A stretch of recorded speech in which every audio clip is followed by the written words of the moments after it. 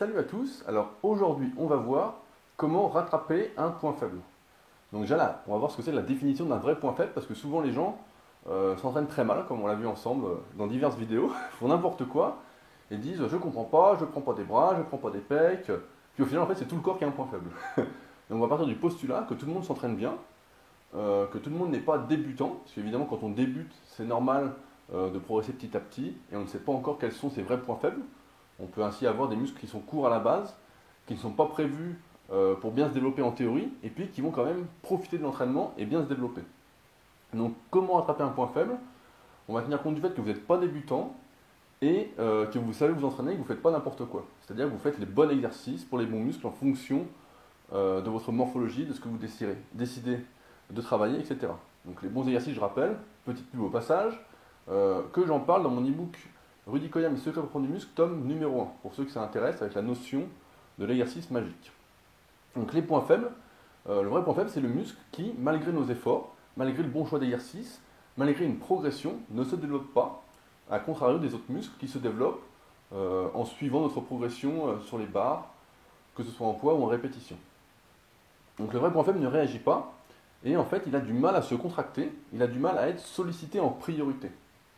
Donc pour cela, pour que le point faible, avec de la chance, ne devienne plus un point faible, il va falloir lui apprendre à se contracter. Et pour cela, il existe plusieurs techniques qui, la plupart du temps, je le déconseille, comme par exemple les supersets, qui vont permettre, on va prendre un exemple très simple pour attraper un point faible. Imaginons, j'ai les points, comme point faible, j'ai les dorsaux, c'est-à-dire la largeur du dos, et je prends tout en épaisseur, j'arrive pas à prendre du dos, etc. Je reste super étroit. Donc dans ce cas-là, ce que je conseille la plupart du temps, c'est d'enchaîner le pullover partiel avec haltère, c'est-à-dire que je vais me concentrer sur la partie basse du mouvement au pullover, en ayant les bras presque tendus, pour essayer de rester dans la partie qui travaille le plus les dorsaux, et de ne remonter qu'avec eux, et d'enchaîner tout de suite avec des tractions à la poulie haute en prise large, en restant bien droit et en limitant l'amplitude jusqu'au niveau du nez ou de la bouche, afin de vraiment localiser au maximum aux dorsaux.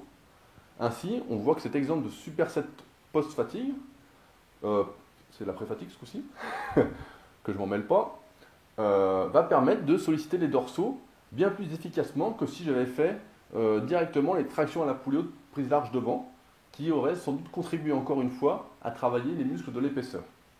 Donc là, en faisant ce petit superset, je vais garder les dorsaux sous contraction beaucoup plus longtemps, et en plus j'aurai, grâce à cet exercice d'étirement, qu'est le pullover, j'aurai accentué, sensibilisé mes dorsaux pour qu'ils soient recrutés sur l'exercice de base ensuite. Donc ça peut être applicable sur n'importe quel muscle. Pour les pectoraux, par exemple, je peux faire un peu de poulie vis-à-vis, debout à la poulie haute, puis enchaîner avec développé décliné ou développé haltère, etc. Si c'est un point faible.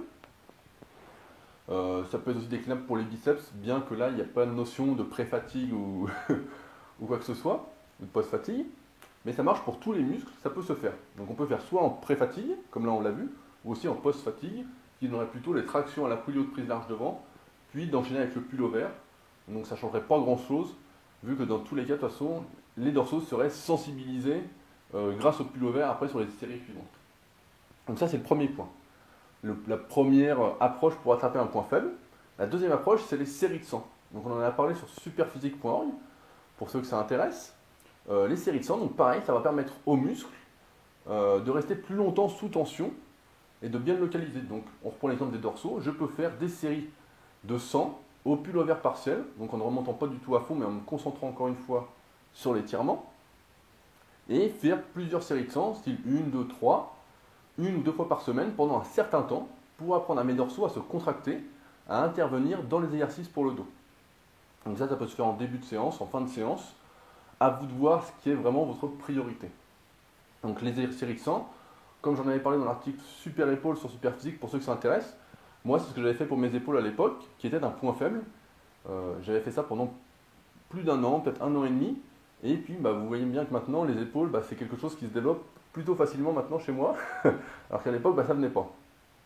Donc c'est quelque chose de très efficace aussi. Et enfin, la dernière mesure qu'on peut mettre en place, c'est l'électrostimulation. C'est que là, que directement en mettant les électrodes au bon endroit, quel que soit le programme que vous choisissez sur l'électrostimulateur, ça va directement contracter le bon muscle Donc il n'y aura aucun souci. Donc ça, vous pouvez en faire tous les jours, le soir devant la télé, etc.